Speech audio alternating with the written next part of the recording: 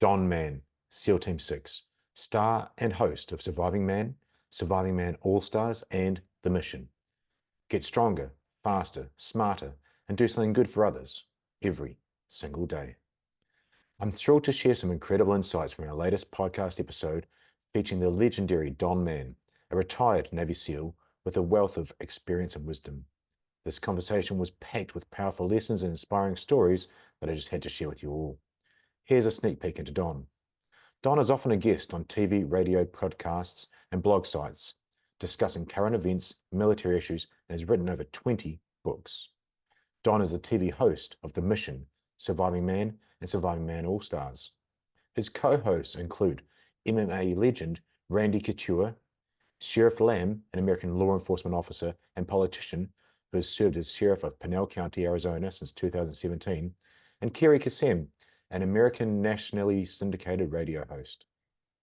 His programs include intense Navy SEAL-like physical training, long gun, pistol and shotgun shooting, land navigation, diving, swimming, ropes courses, survival training, protection training, explosive training, and mission planning. Don has over 40 years, that's 1,000 competitions worth of competitive racing experience, and was once ranked 38th in the world as a triathlete. Whether you're looking to set higher goals, overcome personal challenges, or find ways to give back to your community, this episode is packed with inspiration and practical advice. Don opened up about the tough transition from the structural disciplined life of a Navy SEAL to the often less motivated civilian world. He emphasized the importance of setting high goals and pursuing them with perseverance. The call to serve. Don's journey began with a strong sense of adventure and a family history of military service. His father's World War II stories inspired him to serve, ultimately leading him to the Navy SEALs. Becoming a SEAL. Don shared his experiences from the grueling basic underwater demolition SEAL BUDS training and his time with SEAL Team 1. Despite the lack of frequent deployments, his focus remained on joining the elite SEAL Team 6. Lessons from adventure racing and mountaineering. Don's adventure racing and mountaineering experiences taught him the balance between pushing limits and recognizing when to pull back. Team dynamics and collective wisdom play crucial roles in overcoming challenges. The power of community and connection. This one's a big one. The emotional impact of giving. The joy and fulfillment from helping others drives Don's endeavors. He finds immense satisfaction in seeing the transformative power of philanthropy. Don's highly accredited training courses, presentations, and his television programs stem from his colorful and action-packed life as a member of SEAL Team 1, 2, and 6, as a formerly internationally renowned endurance athlete, and as a leader in the world of extreme adventure sports, and as a New York Times bestselling author. Don has changed countless lives by sharing his unique reaching beyond boundaries philosophy and has been driven for decades in helping others achieve greater goals. So tune in to the Straight Talk Mind and Muscle podcast and join us on this journey of personal growth and community impact. You can find Don at the show notes below, www.usfrogman2ns.com. Click the show link below. On Instagram as US_frogman, again 2 N's, and on Surviving Man at survivingman.com. Thanks for watching. I'm Damien Porter, former New Zealand Special Forces operator, subject matter expert from HowNotToDieGuy.com. And you're listening to my Straight Talk Mind and Muscle podcast, sponsored by State, the ultimate daily formula for optimum hormone health, stress management, energy, and performance. 100% natural and clinically proven ingredients. Provides everything you need to raise your game in a convenient gut-friendly capsule. And my new sponsor, Michael Mason of the Mason Survival Protocol. Links for my former shows are in the show notes below. Thanks for watching. And we're live. Welcome to the Straight Talk Mind and Muscle podcast. Welcome to my guest, Don Mann. Don, thanks for coming on. Damien, it's a pleasure to be here with you. Thanks for having me.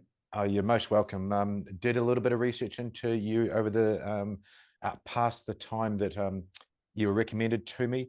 And prior to this part of the show, the actual interview, I record the show notes. So we've done the intro and that already with your background. So everybody already knows that. But I'm actually really honored, as with all guests, but really with yourself, because of the generation of SEAL warfare and SEAL training that you went through just saying before, I had Andy Stumpf on, literally 2010. Dev Grew now is the name, if we're going to do the names right. And I've got you from back before the 2000s. So I'm intrigued to learn and hear the journey there. But you've done so many different things. I'd like to ask you a specific starting point of military to civilian. So many people in this current time now are finding it difficult from not just from special forces, but from military to civilian.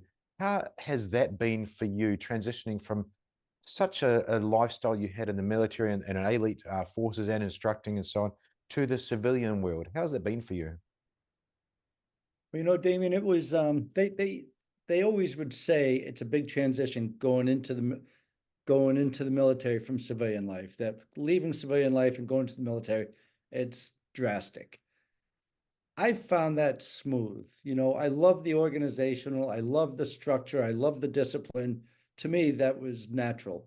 But when I got out after 21 years, uh, it was hard. And not because we were busy and wars and all that. That didn't have anything to do with it. Because we had some peaceful times compared to the generation after me.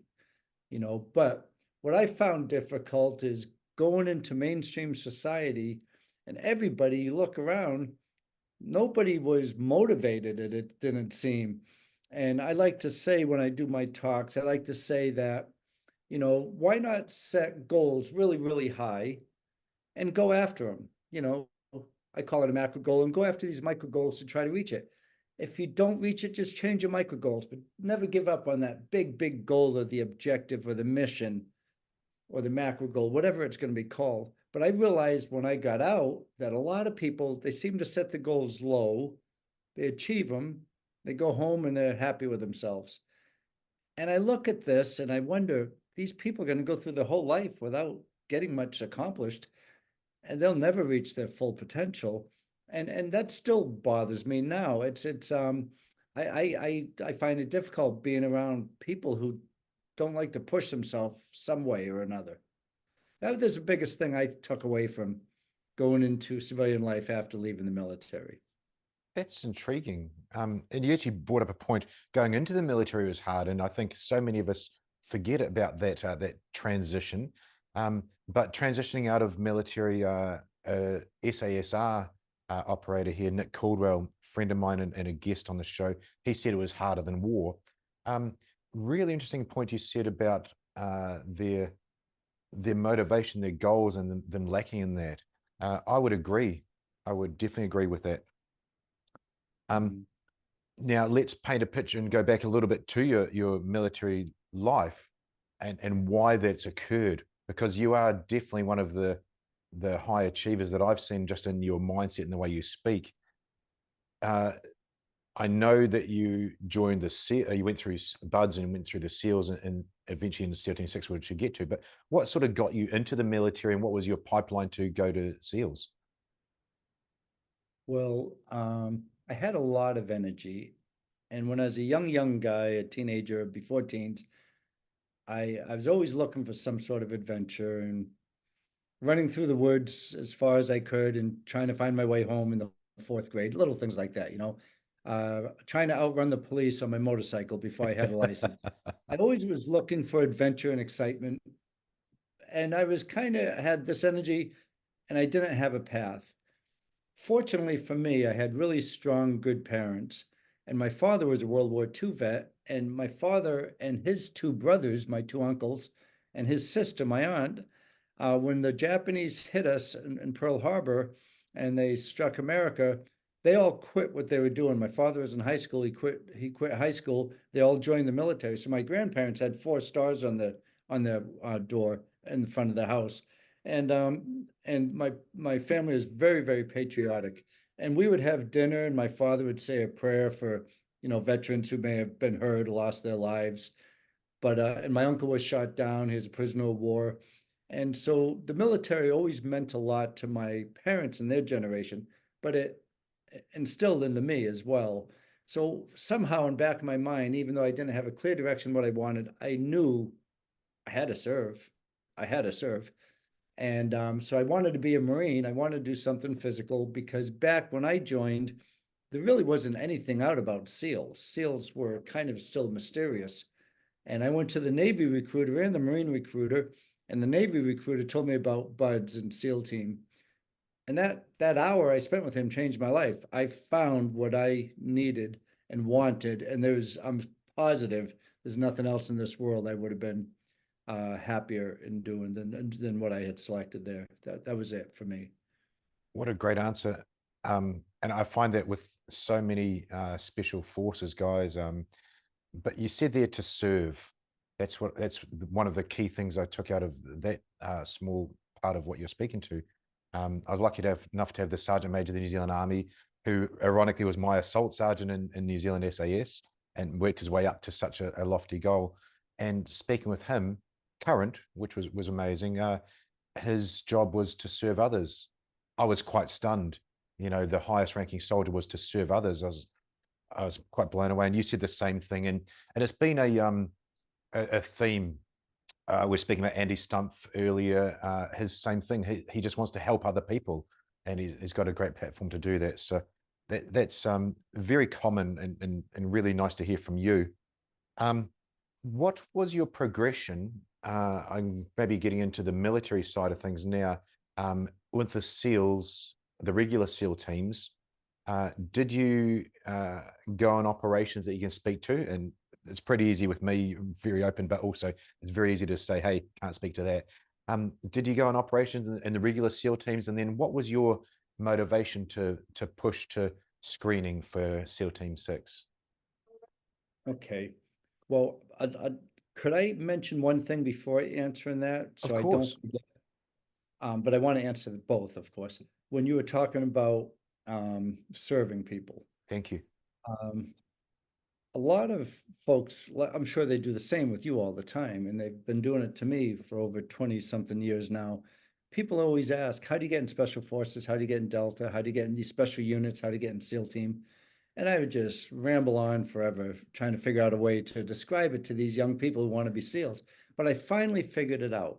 And it's really simple. It's simple. And what I tell people is just all you have to do is four things. That's all you have to do. And every day get stronger. You know, at some point you're going to look like buffed and big.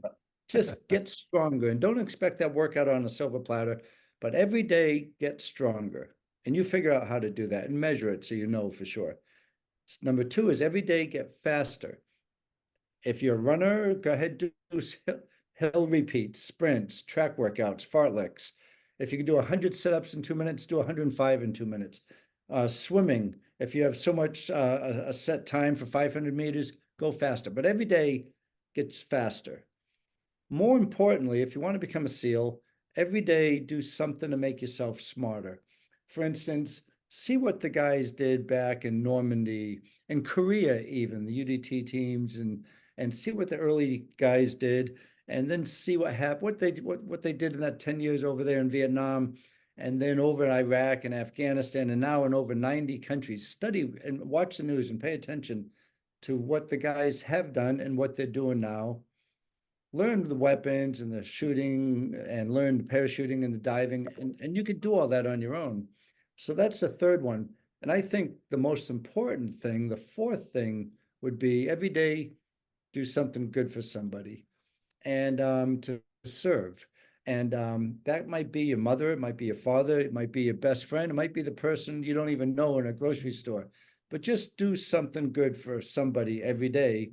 And then if you start this, and sometimes I'll talk to 12-year-olds, if they did this, or even 30-year-olds or 50, no matter what, at some point when you go to selection or go for something, you just might be the strongest and fastest person there, and probably the smartest. And most importantly, you might be the best teammate because all you do is good for people, and that's your driving force, is to help others. And you're strong and you're fast, so you can do the job, and you know the job because you're smart. And I think it's just those four things is all you have to do. Don, thank you. That was actually in my list. That was in the last quarter, but you've actually timelined it so much better because I took for granted in that question, and you were thinking about the listeners because you speak to this so much. actually, how the hell do you get to into that sort of lifestyle and career path? Therefore, I'd like to step off on your four things. When I heard you speak about it, was you'd actually done those things with your 8-year-old grandson. Yeah, I've got an I 8-year-old did. boy. I have an 8-year-old grandson, and his parents dropped him off with me for a couple weeks or 10 days, and they went off. And so I had this little guy, Sawyer, at my house. And we've had fun before. We've run and done trail runs and exercises, and I taught him how to ride his bicycle. We've had a lot of fun together, but it's always outdoors adventure because when he's home, he's always on a laptop in front of a computer or something. Right, right. And so I picked him up in the middle of the night. It was like midnight. He arrived and he said, "Papa, I know my parents said you probably won't let me be on my computer much while I'm with you." I said, "Well, your mother gave me 8 homework assignments for you. And actually, you can go on your computer all you want, all you want. But the thing is, we will do a homework assignment together every time before you get on a computer." So we ended up doing like 20 pages of homework in those 8 days. He's only required for the 8. And I told him, I said, "Sawyer, I think it's important. I try to do this at my age. Let's try to get stronger every day and faster every day and smarter. And let's do something good for somebody every day while you're with me." And I said, "If you do a workout with me in the morning, I'll get you an ice cream in the afternoon, or this homemade ice cream. But if you do 2 workouts with me, I'll get you 2 scoops." And every day he got 2 scoops of ice cream. And in the morning would go to my weight room and would work out, take a little break.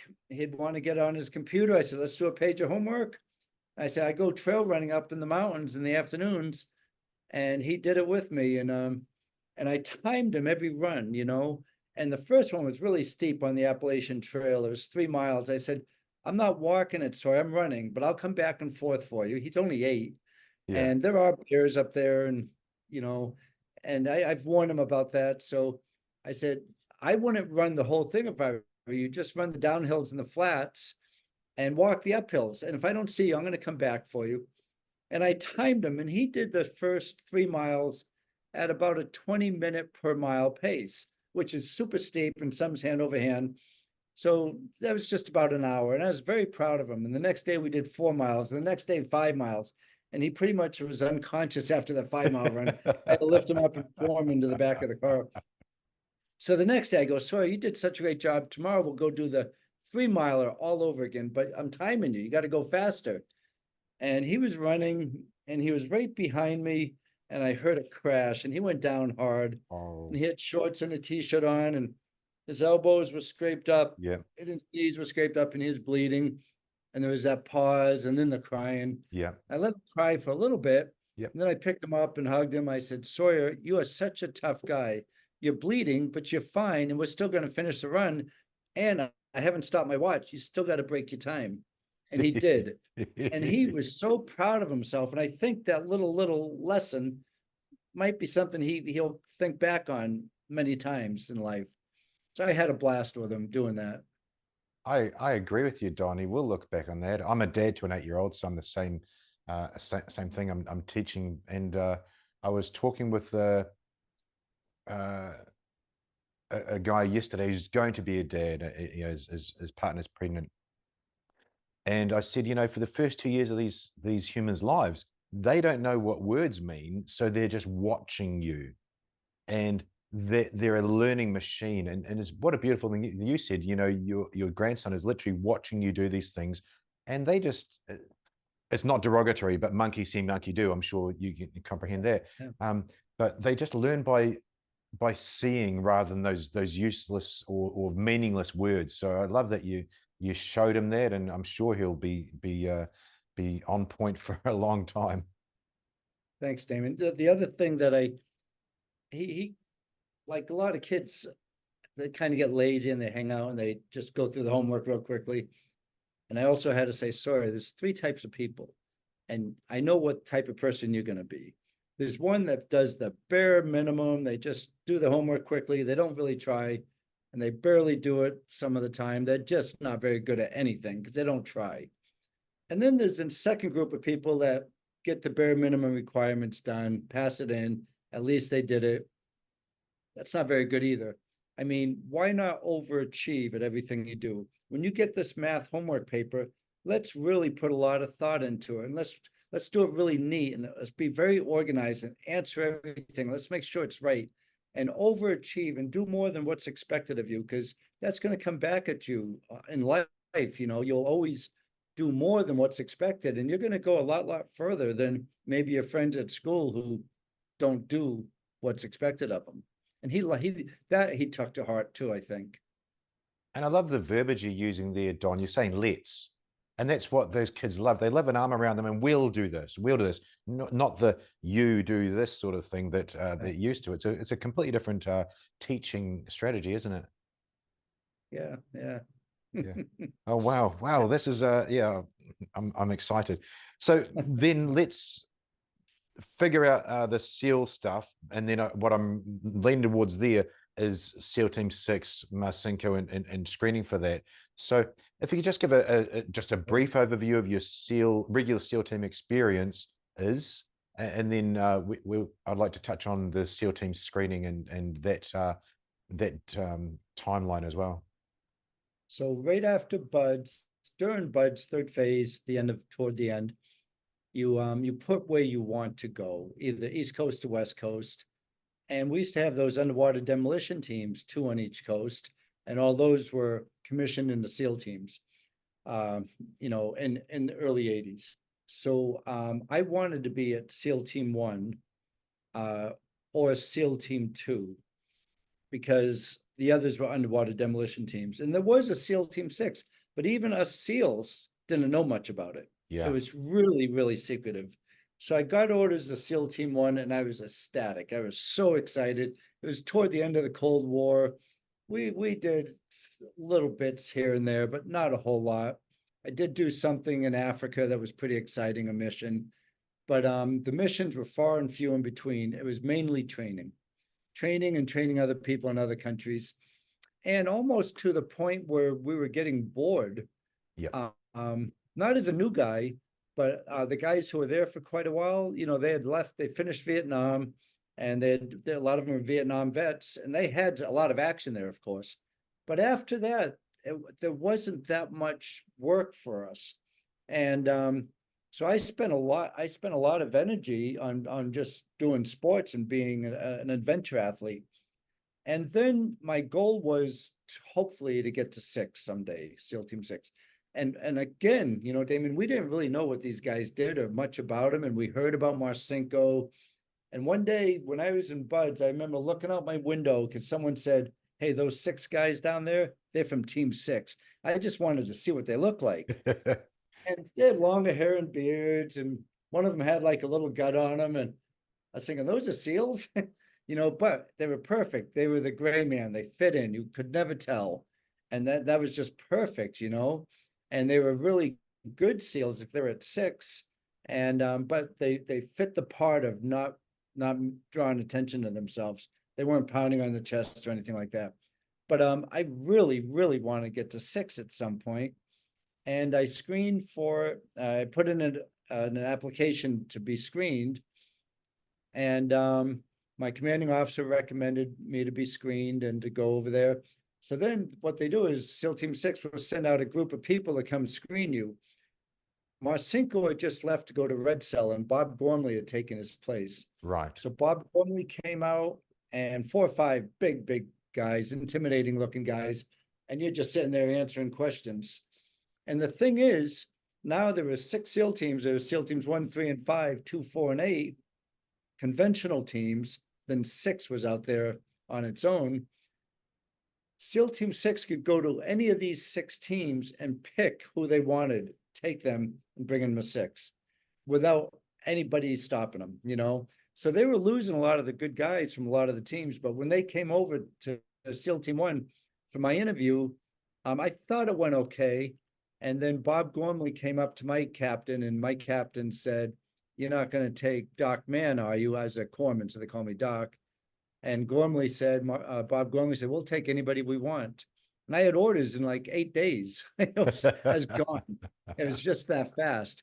And then and then you just start getting, you get your feet on the ground, you start knowing the job, as you go through all the training, everything. But once you get to the team, that's where you really learn the job. you just start getting to know the job at team one in my case. And then you start getting a little bit of seniority where you get in charge of a couple things.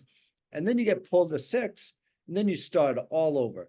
You are the brand new guy, the FNG, what we call them, FNG. And then you're just no mouth, all ears, and you're taking it all in. You don't even speak, basically. You go through another buds type course called Green Team. And then they look at your personalities, and they really study you through training. And the way we had it then was the rebels, the pirates, went to blue team. And the very conservative, by the book, more military type guys went to gold team. And the real fit guys, the real guys into fitness went to red team. So there were like three different personalities, and it worked really, really well. And I was hoping to get to blue team, and I got to blue team. And I remember General Luck, who was in charge of tier one forces, Delta and 6. He came up to us once and he briefed us. He goes, "You guys, you're a thorn in my side. You're always in trouble. I'm always having to deal with issues from blue team. And I'm an Army guy, I'm a general, I'm an Army guy. I'm in charge of Delta Force too. But if I go to war, I want you pirates with me." And he's talking about blue team. So it was a real badge of honor to be in blue team for Oh, us back wow. then. Wow. Yeah. Yeah, I was looking at But I have to say, Damon, it's not guilt. And it's not, I wish I had done something different. It's nothing like that. But there is some sense of guilt because I had such an easy career. It was 21 years, but it was during the easy years. We thought we had it hard. We thought we were somewhat busy at times. But boy, right after 9/11, the guys who came in then and the 20 years they did, they were at war their whole entire lives. And I don't think that's ever going to stop from this point on. And so really, I feel guilty because I really had it easy compared to, the people after me. Yeah, very different. As you were saying some names, I thought of Don Shipley. I Did know you work Don, with him? yeah. Yeah. Oh, sure, yeah. I mean, what a perfect example of Don and his son DJ. DJ's been on the show with GBRS Group, with Cole as well. But what a perfect example of generations and completely different. Absolutely. I remember Don Shipley, we were both at team one. We called them boats. And he came in, he had all these tattoos on. He wasn't that fit, and he was almost like a biker type guy. And he was a good SEAL. And then I served with him at team two, but he was kind of under the radar a little bit. And then when he got out and I got out, we ran these programs to help civilians become SEALs. And he became an instructor with a unit I was working with, SEAL Adventure Challenge. And then he started his own program, and he helped so many people get into the teams. And his personality just came out. And that biker tough guy SEAL, the old hairy chested frogman SEAL, was in him that came out. And when it came out too much in the teams, he'd get in a bit of trouble. But he took all those gifts that he had as being a very persuasive leader and communicator, and he made it work to get people interested in the teams. And he was really good. He was really, really good. I never met his son. Yeah, nice guy, same thing, but such a professional, and he speaks nothing less from the son of a six guy. Yeah, ultimate professional, always striving for more, always trying to do his best, and also along with the humility which so many people that I interview show. Um, Again, on the generation, Marcinko, that's how I first heard about CL26, reading his book. What a wild book. Did you interact with him at all, and what was your take on Richard Marcinko? I have, of course, he passed away, but I have nothing but 100% respect for that man. When I was at SEAL Team 2, his picture was there on the quarterdeck, and he was short hair and squared away. He looked like a by the book military officer. But when he got to us and we got to him, actually, he was rogue. He was, and he was not by the book, and he got in a lot of people in trouble. We call everybody in the middle of the night to go out drinking, and the wives were always upset with him.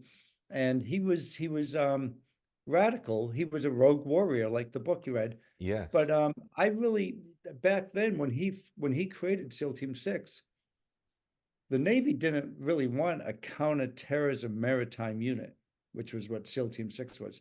Delta Force was a counterterrorism unit. The Navy didn't need that. We already had SEALs. We didn't need a counterterrorism maritime unit. With his bull-like attitude, he pushed everybody away, the straight-laced military officers. He got them out of his way, and he created SEAL Team 6.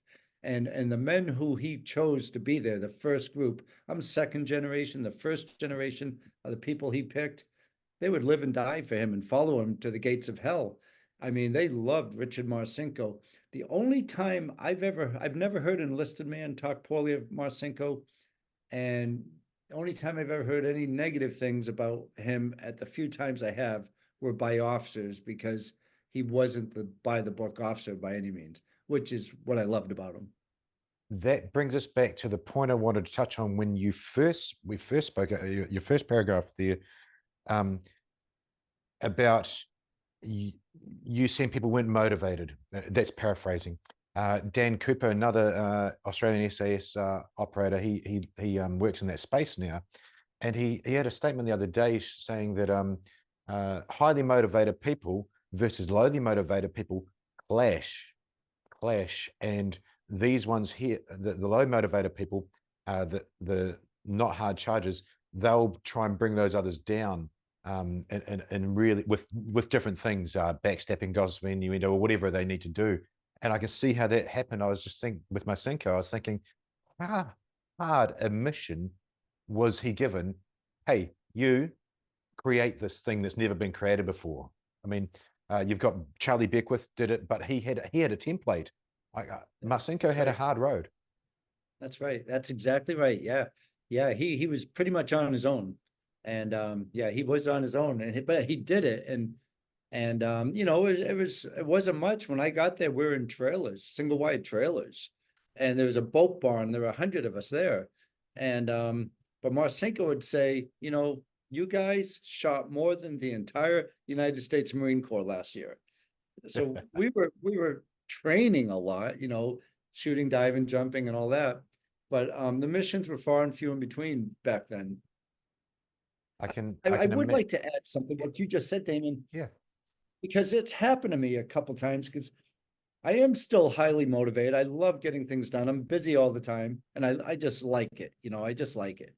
But when I came out and I went to the work for the U.S. government, you know, the three-letter organizations, I did that for a good 20 years. You know, I found the same thing there. It was so hard to find motivated people. And if you get in a small cell and you're really charged up and the others are sitting around, there was like animosity, and it was vitriol. It was not a nice a feeling at all, being around people who looked at you because you wanted to get a lot done, and they say, hey, we don't have to work that hard. We're going to get paid regardless.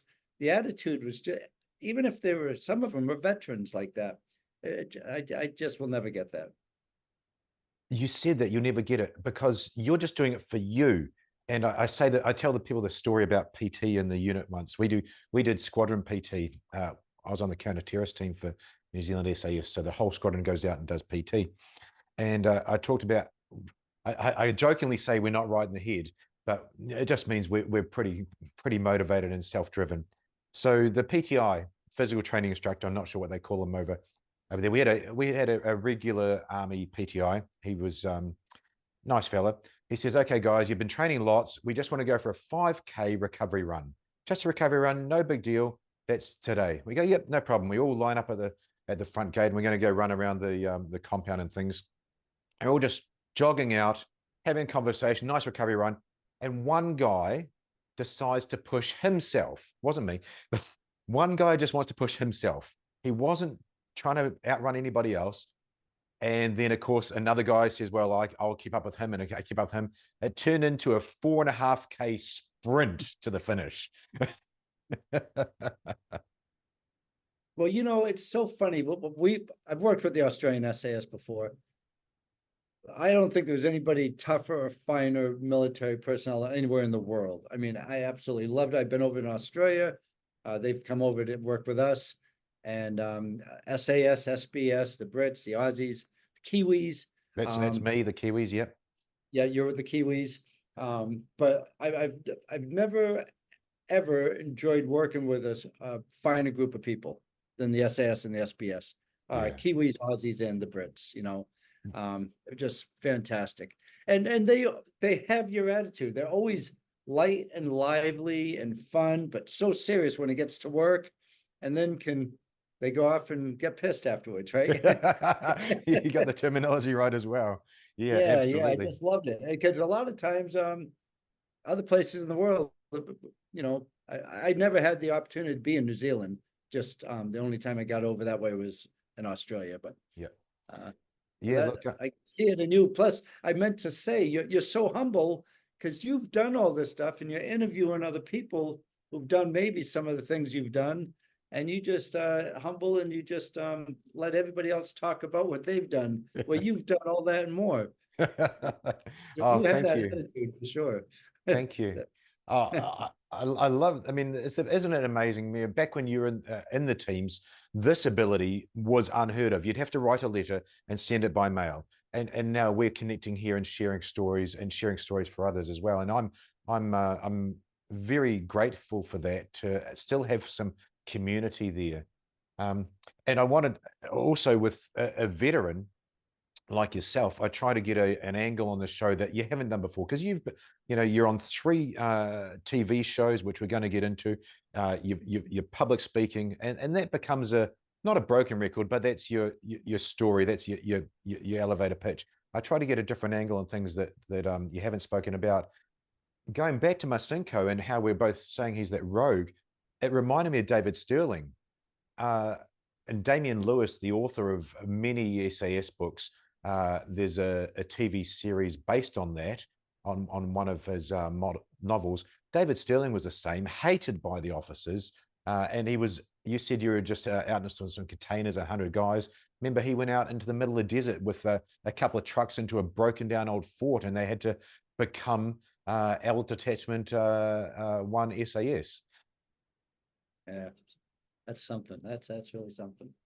Yeah. It's yeah, for SEAL Team 6 to be the literally the most modern version of that is brilliant, and you were a part of it. So I'm honored to be able to hear from you on that.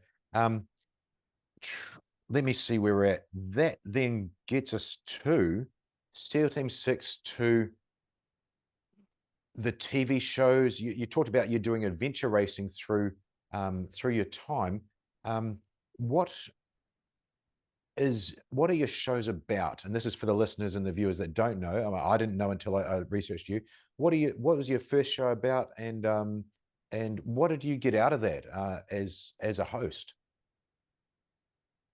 Well, a friend of mine, his name is Bob C. Fell. We've been friends for 8 or 10 years, and he said, Don, you're still shooting, you're still staying in shape, you're still training people to climb mountains and things. I want to do a TV show where you train people and then compete against them. I said, no way, Bob. There's no way. I mean, if that's going to be a TV show and I'm going to compete against these people, it's going to be a very short TV show because I'll smoke sometime. And he said, no, we're going to go out to Vegas. We went out there as the biggest shooting range in the US. It was called Front Sight. And I set up a shotgun, long gun, pistol course, ropes course, underwater navigation, desert navigation, and lots of PT. And he said, what I want you to do is grade all these people, then go head to head with the champion. I said, there's no way, Bob, I'll get smoked big time. So I changed his plan, that I told all these people, I guess 500 to 600 people applied for that first show. And they were 32 were selected. And when I flew into Vegas, I told them all, I said, well, you 32 people, you came here thinking you're in some reality TV show and you're going to do some competition. Well, it's not that at all. We just need some hardcore Americans to be here who we know can shoot and they're in shape and they can fight and they can navigate. And because we're going to put you through a little selection course if you want to go through this, because there's a hostage who's going to be killed. He's going to be assassinated at the end of the week. and he's got a lot of intel for us, and we want to get that intel before he's killed. He used to work for us, just one of these scenarios. Yep. And then he went bad and he's given that information away. So we got to get him out. So there was no competition against me and somebody else. That would have been ridiculous. But these people, I mean, we had some really, really steadily women and men. And I just torture them through the scenario of, through all the selection portions. And then they did a great job on the scenarios. And so we've done 2 seasons of Surviving Man. And then the top people, they go through this thing called Surviving Man All-Stars. And we just finished the 2nd season of that. And we're on a dive boat out in Belize. And I was teaching them how to disentangle, tangle up screws on ships to disable the ships, how to board ships in the middle of the night and take these drug containers off and dive, and doing 140 foot dives with sharks in the blue hole. It was really, really incredible. And so it's really nice. And the director, who, like I mentioned, is a good friend of mine, he said, Don, usually the director and producer tell the guy, the host, what they're going to do, and we film it and we retake and retake and retake. We're not going to do that. The other way, we could talk back and forth and say what we're going to do and film it, but we're not going to do it that way either. They gave me like free carte blanche. You just do what you want and we'll film it, and there's no retakes, no redos. It's real. And it's really been a lot of fun. And today, when I was growing up, I used to listen to Ted Nugent music quite a bit. Yeah. And he's a big gun guy, and he's a big political guy too, a conservative guy. And I really respect him. And today I talked to him on the phone, and he's going to come out to Surviving Man with us. Wow. And so and then Randy Couture was with us. He's an MMA fighting champion. And Sherriff Lamb, we came out, might be the senator for Arizona. So we're getting some really great co-hosts. And then Kerri Kasem, America's Top 40, his daughter is just simply gorgeous, like knockout gorgeous, Grammy Award winner. She was my co-host on the boat in Belize, and her boyfriend was with us, who's a lead guitar player for Guns N' Roses. It's just the incredible people that come out to the show. It's really been a lot of fun. Oh, that's amazing. I've got Randy and Couture and Sherriff Lamb down here to speak to, because I've actually got Sherriff Lamb's deputy coming on the show. Really Matt nice guy. Thomas. Yes, Matt Thomas. Yeah, yeah. He's an incredible guy, they both are. They're such great human beings. Isn't it amazing, the world? Again, you listen to Ted Nugent's music. Now you're going to meet him and have him on the show. Same thing. I actually had surgery a couple weeks ago, and I texted the All Blacks, New Zealand All Blacks rugby coach, Steve Hansen, the day earlier to invite him on the show. And I woke up out of surgery and I got a text reply from him saying, "Hey, give me a call sometime." And next minute I'm on the phone to a guy I've seen on TV for decades. It's amazing. So the New Zealand All Blacks, they were the best team of all time, right? They were by far the best team ever. Yeah, the best team of all time, for a bunch of different things. And ironically, and you talk about understated, with SEAL Team 6, the Perth Wildcats. So I live in Western Australia, in the city of Perth. Their basketball team, they are the most successful team of anything, like a Guinness World Record holder, and nobody here in Perth even knew. So there's people out there doing amazing things and understated. And when I get veterans on the show that have done interesting and amazing things, I like to celebrate them, because we don't like to toot our own horn, do we? Yeah, unless people ask you about it, I guess. Right? Yeah, exactly. Hey, I realized, and we're going to come back to Randy Couture, so that'd be a nice thing to come back to with Surviving Man. And I'm excited about the show. I'm going to definitely go on to that. But I missed something that I wrote down that I haven't asked anybody about, or been able to. You mentioned in one of the episodes I watched that you were captured in combat. Would you be okay to speak to that? And if so, could you please tell us what happened? Absolutely. And I've talked about this before. And so we went to Egypt, and there were 4 of us, but it was a mission that even the team really didn't know about. It was our commanding officer and the 4 of us who knew about it. And I was just so honored to be part of this 4-person team. And and the Commodore would come out and test us to see if we're hiding right and we're doing our skill sets right. So with the four of us flew to Egypt, and I was a corpsman, I was enlisted then, and then I was a corpsman, and we're working with the Egyptian commandos. And you know how it is when you work with counterparts, they show you what they do and vice versa. So they were taking these bricks and breaking them against the heads, and we'll say, okay, I'll take two and I'll break them against my head. Anyways, we were doing what they were doing and vice versa. So then they take these frogs and they'd hit them against the boot and then peel the skin back and eat the frog's legs, So Yeah. we did that. Then they did it with snakes. Oh. They peeled the skin back and take this snake, the meat out, and would eat it, and they'd eat it. Then they did it with venomous snakes, and they'd take the venomous sacs out and would eat the snakes, and they would. So we got food poisoning, and Oh. we got food poisoning. The four of us got sick, and then we had to go down to and it wasn't a combat zone, but we weren't welcome there. You know what I mean? We weren't allowed to be in that country. And we went down there and we jumped in with our rubber boat, rubber ducky, we call it. And the four of us were sick. And the Arabs were killing all these camels all the time and putting all their intestines and the guts in the water. So there were sharks all over, and it was shark infested. And the intel people say, if you're going down that part, stay out of the water. So we jumped in. We jumped in near the boat. We were worried about the sharks, of course. We got in the boat. We motored into about 100 meters or so of the land, and we stayed low behind the boats, kept trying to stay underneath the boats. And we're looking up a little bit just to see if we could see enemy personnel on the beach. And we're looking, keeping a real low profile. We didn't see anything, so we went up a little closer. My buddy and I slid off the boat, swam in the shore, worried about those sharks, of course. So we get up on the shore, and we're trying to find a place. It was an RNS. We're going to do a recon. Yep. And what we had to do is get in a location so we could see everything that was going on at the airport, the airstrip, the planes coming and going. And we could also see what was going on at the shipyard, the boats coming and going, all the traffic. And we were Nice. just going to record all this stuff, But there wasn't a place, it was a finger of land where it's surrounded by water on three sides. So we decided we would dig a hole. We deflated the boat, put the motor in one hole and buried it with sand. And we were sick. We're throwing up, and we had diarrhea, and we're vomiting, and we're just sick. And we had to dig another hole for the four of us to stay in for the next 3 days.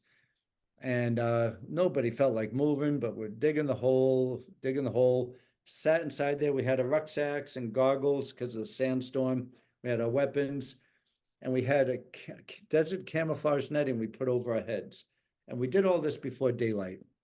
So now we're in the hole, diarrhea, vomiting, urination, because you couldn't leave the hole, of course.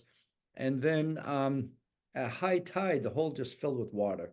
Oh. So we're basically in our sewage.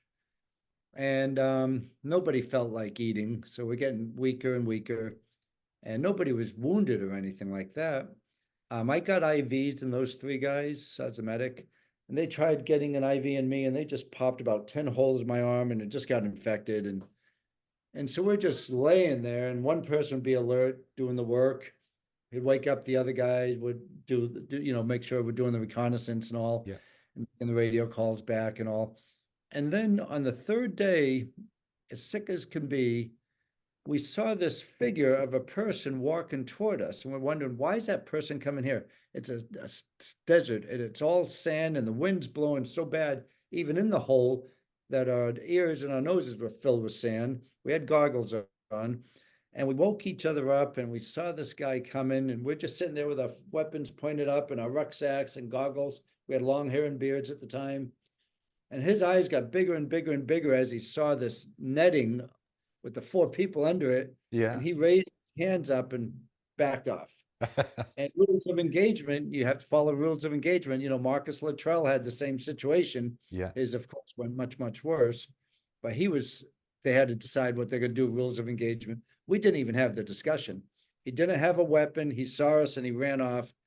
And so we just knew we had to get out of there before he got reinforcements. So we got out, sick as can be, trying to get the boat out and the motor.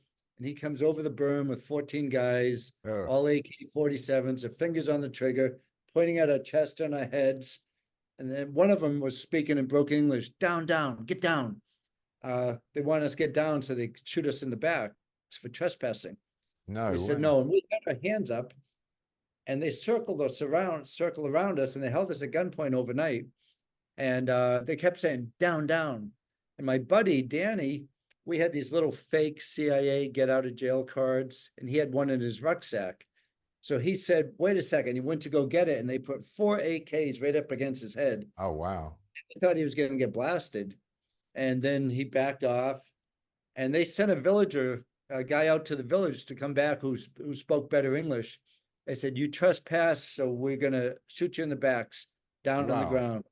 And we said, no, we're not doing that. We're getting in this boat. We're going home. They didn't Yeah. know where any home was or anything. They let us go. And that was part of one of the mission, the reconnaissance, the RNS. The other part was a demo mission.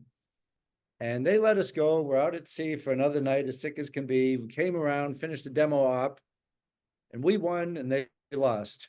And Damon, you'll know this more than anybody, but what I love about that whole experience, nobody complained. Nobody thought the work was too hard. Nobody wished they were doing something else. Nobody complained about those conditions. Now, we were all scared, I'm sure, but I think those guys were way more scared than we were. And for some reason, and you'll know this, we had the mindset that we're going to get out of this. We didn't have a weapon. We had our hands up in the air, and we still knew, none of us thought it was over. We're going to get out of here. Just that mindset. That was an example of how the mindset would just get you through things, Is so true. And the mindset from special forces, but the person that creates that mindset then is trained into it. It's the difference, even just to get through the selection process, is the difference. When you said mindset, it reminded me of another guest and a friend, Alia Bodjalova, New Zealand SAS psychologist back in the day. Her claim to fame, apart from being literally one of the world's top psychologists, is she was also kidnapped in Syria. And if anybody listening, Google psychologist kidnapped in Syria. She was kidnapped in Syria, very relatively recent, I think 2015, 2017. And long story short, 100 bad guys wanting to chop off her head and the head of the other female with her. And her mindset was, I'm going to get out of this. She talked them out of it, and they released them. They're probably sick of her voice after 2 days. And that mindset and that confidence, and she's here to tell the tale. So it comes down to that serves us so much better than this, doesn't it? Sure does. Yeah, Yeah. sure does. A human soul, it's on fire, and you just know you're going to win. You don't know why. You don't have a logical reason why you're going to win, but you just know you're going to, right? How did that serve you through your adventure races? I've had a bit of experience with adventure races, but I do actually think you competed with a friend of mine. His name's Richard Anderson. His team would have been Arrow International from New Zealand. But how did that mindset serve you for adventure racing? I believe Richard Anderson may have done one of our Primal Quest races. He did the first one, I think. Yeah. Okay. But I do have to say, in adventure racing, and I'm not saying this for any other reason, but I do believe it's the truth, the toughest adventure races in the world are from New Zealand. And when I went to Everest a little while ago, my whole team was people from New Zealand. I Wow. think they're the toughest people on the planet, to tell you the truth. But the sport really, some say it started in Alaska, some say in France, some say in New Zealand. But you have John Howard from New Zealand, and he was the first real champion of adventure racing. He lived in a school bus, and he was as unkept as a person could be. He really didn't shower much, He always walked hunched over as if though he had a big backpack on, because that's what he's used to. He's always dirty and always happy. And we did a race together in Utah. He helped me put on a race, actually. And I couldn't wait to be with the legendary John Howard from New Zealand. And he said, mates, you guys ready to go? And we're just going to do a little run. And we're out in the desert. We had backpacks on, everything. My buddy and I were 10 years younger than him. he took off like at a 7-minute pace with all that stuff on. And then we went biking and he went up to the top of a cliff and it was a steep, steep rock face going down. And we're with a pro biker. And the pro guy said, you know, some people ride down this, but I would never do it. And I said to my buddy, I said, I would never go down that either because we're in the middle of nowhere. If we crash and do an endo over this, we're in big trouble. John Howard said, I'm going to give it a go, mate. He's in his 50s. He goes straight down there. He was in my opinion, the best adventure racer of all time. But the mindset, I believe I had a mindset. I think we all did before going into training. You have to have it. You do. Even to get to train, right? You do. So I understand. I had that, and I understand. Can I pause that? Sure. Don, just to expand for the listeners. I'm very aware when two operators speak that we may get above the clouds there. The mindset I had, and this is only me, I'm not saying everybody else, the mindset I had during my selection, I came to a stage where I was either going to die or I was going to take the next step. I was shivering. I was about to pass out in front of the staff after we'd done what you call an evolution. But I literally went, excuse my language, fuck it. If I die, I die. If I don't die, then I'm on to the next thing. So that's good. That's the mindset I had. I've heard you speak to a similar type of mindset, you know, bleeding and so on. And that's my idea of the mindset. I'm with you completely. I mean, I couldn't have said it any better than that. I mean, the instructors tell you to do something, you're just going to do it, right? And you don't even worry about dying if you go unconscious or I was positive I was never ever going to quit, but I might get pulled out of the water because I felt freezing or something like that. But yeah. I'm with you on that mindset explanation for sure. Yeah. And it helped me through adventure racing. Actually, adventure racing was really, really difficult because we'd go 10 or 11 or 12 days nonstop with just the stuff on your back. And we really pushed ourselves to hallucinating, bleeding, or passing out. And I loved pushing myself to those, going over the line, overdoing it, and then you're going to start seeing the white stars, start hallucinating, bleeding, or passing out. And I always felt, Damon, if that didn't happen and I didn't hallucinate, bleed, or pass out, I was leaving something at the table. I wasn't giving it my all. I never pushed myself that hard in training in the military because the military doesn't bring you to that point. And I'm not ever saying I wanted more training in the military, but I never got to the point where I was bleeding or hallucinating or passing out in the military.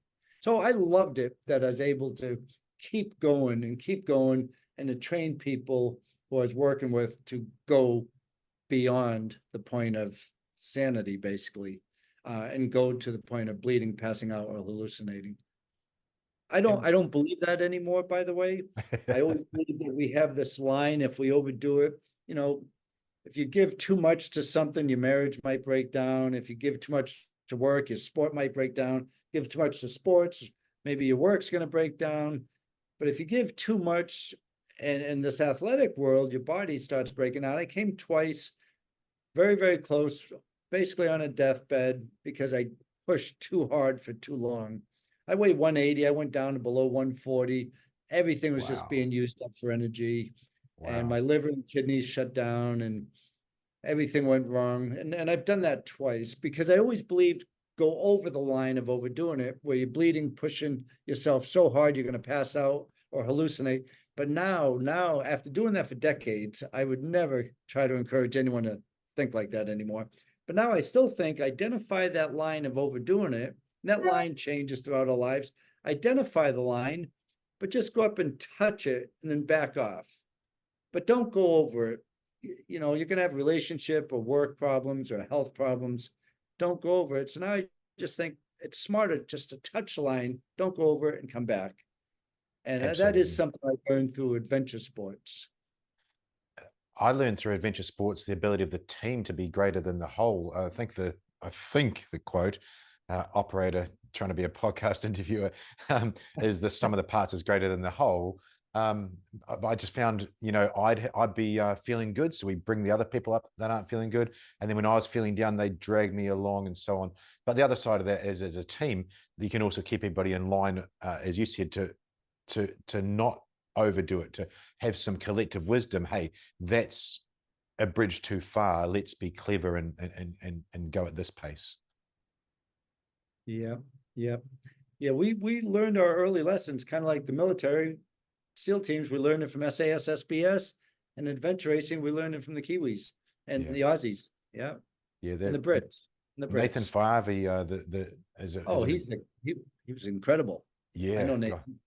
just built differently, absolutely differently. Well, that brings us to personalities, back to Surviving Man, which I'm very excited to watch. It sounds very much like the SAS Who Dares Wins and SAS Australia. I've been lucky enough to have a couple of contestants on the show, and also a couple of the stars from the show, Ollie Ollerton and the Dr. Dan Pronk. Um, I'd like to speak to a bit about Randy Couture, Sherriff Lamb, those people. I was speaking with Andy Stump the other day, like I said, and everybody's human. Doesn't matter if we see them on a pedestal like Joe Rogan. He was speaking about Joe Rogan. Everyone's a human, but you spoke really well of these two people. Were they actually on the show as contestants? What happened there? Well, we my position on the show is it's called the host. So Hmm. I set up the training and I put him through the course and the selection and push him the PT and all that. But then there's a co-host that we can talk back and forth and be there. And the co-host is with me, pushing these competitors through everything we're pushing them through. And it's just another personality for the camera to see. So it's just not one guy there. It's two people who can talk back and forth. Yeah. And Bob, the person who found these co-hosts, the director and producer of the show, I mean, he couldn't have done a better job with Randy and Mark and Kerri Kasem too. Oh, wow. She wasn't the tough physical person like that, but she just brought a whole new element, just this beautiful woman who's very successful and just so interesting to talk to. And she would look at what we were doing to people and she wouldn't want to see it because it was pretty bad. But it was still a really good perspective to see what she was seeing through the lens. Right. So Randy and Mark were co-hosts. I'm very excited to watch it. So that's going to be my time while I'm recovering from the surgery, is checking that show out rather than Yellowstone. I liked Yellowstone. Hey, I hope you're okay from the surgery. I hope you're okay from what you had surgery on. thank you. I appreciate it. Yeah, just a little bit of surgery to fix up a broken ankle, and trying to take the wisdom of other people. I'm probably the same as you. I probably try and push too far, but trying to use the wisdom of others. So thank you. I appreciate it. Um, Look, to finish up, I've got one last question, but before that, I wanted to. You've probably spoken to it. Where to now for you? Is it the 3 TV shows? What's your purpose and drive now? What I want to do now is give back. Um, I don't really, I'm not a rich guy, but I don't really need to work either. I live very simply. I don't, I just, I'm a very simple person. I live on a mountain alone in a house up there. And I'm really fine. I don't need money. I don't need anything really. And but I'm very, very grateful to be at my age, at this, pretty much uninjured. And I've learned a lot through life. And I really, on the selfish side of things, I really don't get more gratification than if I could help somebody in some way, physically or mentally or anything, just by giving back. Now, just giving, and and now this new show, really, the mission, is what I'm working on now, and that's really where my energy's going. And it kind of goes back to doing something good for somebody every day. Well, the mission, I'm finding these mission commanders who are very, very, very passionate about something. And I did this with banks, and it worked out really well. And so, for instance, somebody might say, well, my sister was going to be an Olympic athlete, and we were hit in a car. Now she's paralyzed, and I'm trying to get her a wheelchair. So that mission commander chose the mission and the cause to help paralyzed and disabled athletes to get wheelchairs. And we Wow. had people helping people, human trafficking victims and homelessness people and people with PTSD and equine therapy. But whatever the person's mission was, as long as it wasn't political, but if they come in and this is my cause, this is really what I want to help for, then we train them to do a military mission. I train them to create a military mission. They build a team like the military. They build a team, and then their objective is to go out and raise support and awareness and funds for this cause. And so, really, my driving force now, what's driving me now, is I want to have missions going on all over, just helping all types of people. And everybody who, when I was doing this with the banks, they'd come back and they'd give a $25,000 check to a charity, and they're all watery eyes and crying because it meant so much to those people. And so anytime I've been able to help people, it's been very, very powerful. It's a great feeling inside you get. And so it's a win-win for everybody. And so that's where my energy's going now. Wow, that's amazing to hear, and it's really paying it forwards. Yeah, very exciting. The last question, and this is a question I've now instituted for 2024 with every guest, and you may have answered, or it may be in some of the parts you said there. What's a piece of advice, or what piece of advice would you give to your younger self? Now, I must contextualize this because I don't want to throw out a broad question. None of us would be here without going through the things we've done. So I don't think that anybody would want to not have been through those. But what piece of advice would you give, if you could give it, to your younger self? But Damien, I have thought about that, and I have an answer for that too. Nobody's ever asked me that, but I've thought about it. So I'm 64 now. I came in the team. Well, I'll go back to high school. I mean, I didn't try hard enough. I could have been an athlete in high school. I could have been an athlete in junior high, but I took the easy way out and I came home and hung around with the kids. I went in the military. I could have stayed in school and gone on to the Naval Academy, maybe, because now other people I served with now are retired 4-star admirals Wow. or very, very polished, ex-football players or something. Yeah. I did hard things and challenging things and things I'm proud of, but I wish I had given it more when I was younger, even gone through the same paths and trails, but just given it more at a younger age to know the benefits of pushing myself harder or trying harder rather than taking the easy road out and this is more fun doing this or I wish I was more serious about being stricter on myself at an earlier age. What Oh, a so that's what I would tell my earlier self. Hey, fun's okay, but stick to what you're doing. You're only halfway where you could be going. I'm a retired CW03. I could have doubled that. I mean, I could have done a lot more. The only thing that stopped me from doing more is I didn't try harder. what a I great wish I, answer. yeah. What a great answer. Yeah, it's hindsight's an amazing thing. I'm 50, so you've got a 14-year head start on me. You look younger. You Oh, look thank you. younger. Thank you. You're in great shape, man. A lot of the guys, especially the adventure racing, that really shows the toll on their body. But I'm waiting for the wisdom to kick in. I've come to the realization for myself that for me, wisdom is just remembering a bunch of other wise people's things. Yeah, exactly.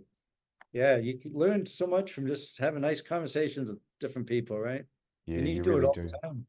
Yeah. Don, look, so great to chat to you. Thank you so much for your time. It's so grateful and humbling to meet you. Um, It's been you uh, too. thank you so much, and we'll hit pause. We'll have a chat, and we'll speak again. Okay, thanks so much. And good luck recovering from your foot surgery. Hey, thanks, Don. Lovely to meet you. Hi, thanks for watching. I'm Damien Porter, former New Zealand Special Forces operator and former Australian police officer, and your podcast host. Please check out my new project at hownottoDieGuy.com, where I teach everything you need to know to both males and females, at-risk populations, schools, kids, and the elderly for self-defense, situation awareness, and all-round skills that every good person should know. Thanks for watching.